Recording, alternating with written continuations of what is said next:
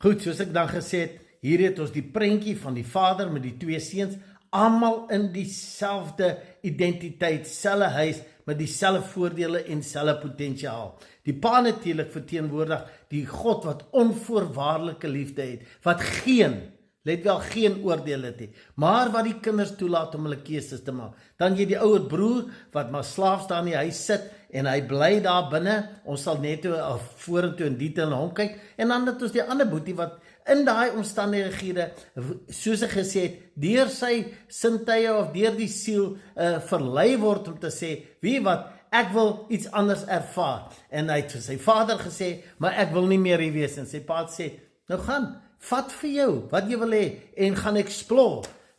dis nie my hart vir jou nie, maar dis jou keuse, gaan explore, en die jong man het uitgestap, en hy is die wêreld in, en hy het gaan ervaar.